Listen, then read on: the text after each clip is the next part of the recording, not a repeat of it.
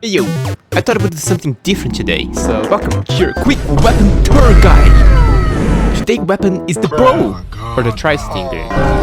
I keep calling it bow, even though it has a fancy name, tri-stinger.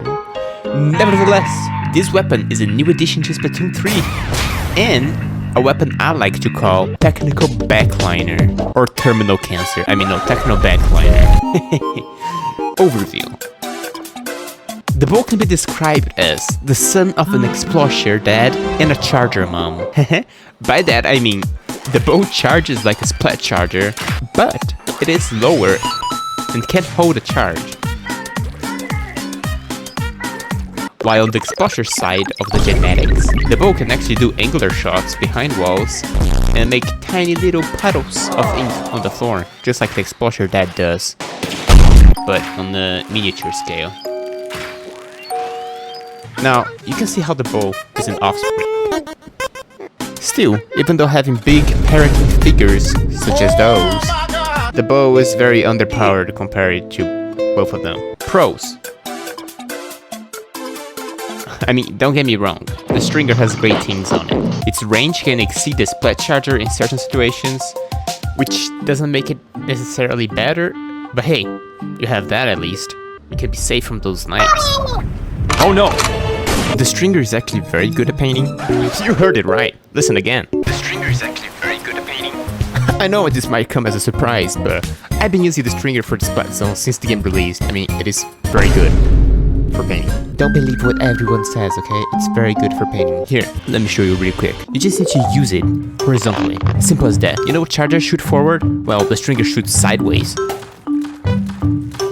That doesn't make sense, but hey, look at this. You can just shoot like this and bam! Look at how much spread you got. It's great for carving the zone. And if you need a little bit of help for shooting forward, you can just shoot like angular shots like this, and they'll get front covered. Or you can just jump and shoot straight. They'll also make a path forward. That also works. But yeah, I don't get what people say the stringer isn't good. The stringer is very good at painting. Going back to the geometry shots or angular shots, they're another thing that the stinger is great at. They can be used to break shield specials and crab tanks very easily, given that you can aim. But if you practice here and there with this washing machine that has a lot of angular shots, you'll do just fine. The last thing the bow has is After Effects. Wait, not that kind of effects. It is the projectiles that the bow leave. It's just like an explosion, but they stay on the ground and they're slow to explode. But hey, they work pretty well. Look at this. That speaks for itself. So use them. But that's it about the good things for the bow. Now that's the bad side of the bow.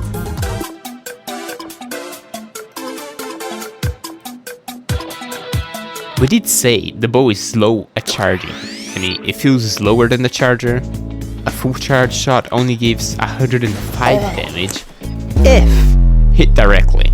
That's horrible. It also has the big gap in the aim, which is almost impossible to make a direct hit, because usually most of the time you just get 2 shots, and that does not give enough damage at all to kill someone. Another thing, the full charge shot trail is almost nothing to non-existent. That leaves you open to enemies going back to you or just climbing up your ass.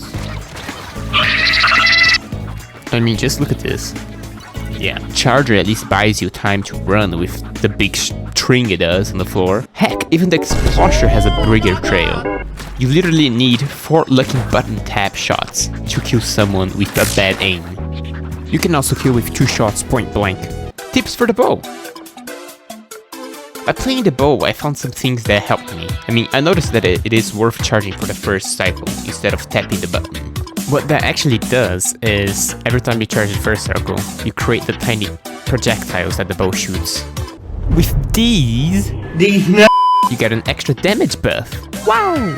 And with that, you can actually kill people close up to you in 2 shots, given that you hit them with one of the projectiles. But still, it's an improvement from 4 shots to 2.5 shots most of the time.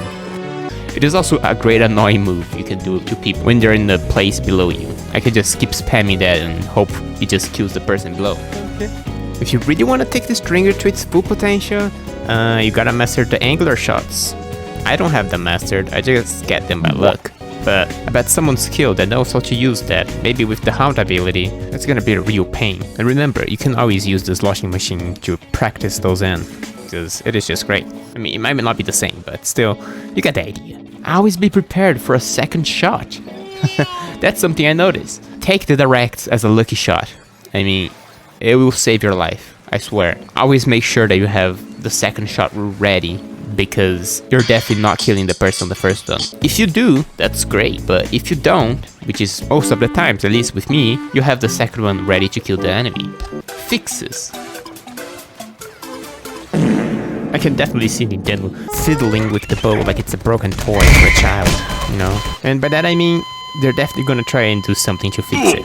So here's some of the things I thought about it. First thing they could actually do is increase the damage, the oomph of the shot. That might actually break the bow though. But hey, it's a fix, it can work. Just hitting the person with 2 of the projectiles and giving like 95 damage, or something like the bamboozer does, that will actually make the bow way better. And I mean, that is without fixing anything else, okay? Just the damage. Otherwise, it's just 2 of these. Second thing they can do is just increase the charge speed, or make it like the YouTuber. You don't have to have a full charge to kill someone. You can just kill someone in one shot by a half charge, because I see myself most of the time doing that. Especially since the bow is so... Third one, that can also go with the second one, so 2.5 I guess. Get the projectiles closer to the mid-aim. I mean, why do they gotta spread so much? It's like they're trying to show off like they're OnlyFans or something, I don't know. But yeah, that definitely would be a great fix. Just get the shots to not spread that much and be more centralized, you know? At least that would make it easier for you to get directs like a shot charger. Lastly, this is a combo buff, okay? The bow ink trails. I mean, that stuff is worse than ants trying to do a pathway in the rain. What analogy was that? I don't know, but you can imagine that they'll probably be dead. That's exactly what happens to the bow, okay? All the droplets do nothing for it, so they need to be fixed. Fix them to make a tiny, irregular, straight line of droplets. That's a mouthful. Second thing that needs to be fixed is, please, let the bow hold its charge while inside of ink. I mean, the small bow can do it, all the chargers can do it, just the bamboozer that doesn't. But hey, the bamboozer shoots pretty fast, okay? And the bow doesn't shoot that fast at all. Why does it need to be different? Why can't it be the same as the chargers? I mean, is this like race minorities or something? I don't know. Just a quick summary. The Stringer is a charger-like weapon with long range that works best as an assist weapon. Staying in the back and annoying people with as much shots as you can get is the best thing you can do, as well fishing out opponents from behind walls. It is good with close area in coverage and horizontal painting shots. Also, you're better running away if you miss a shot than trying to fight it close up. Hopefully I inspired you guys to use the bow. It is an okay weapon, there is better variants, but don't let that stop you, because the majestic part is, when it gets buffed, you'll be badass. So peace out, friends. Comment what weapon you want next. Bye bye.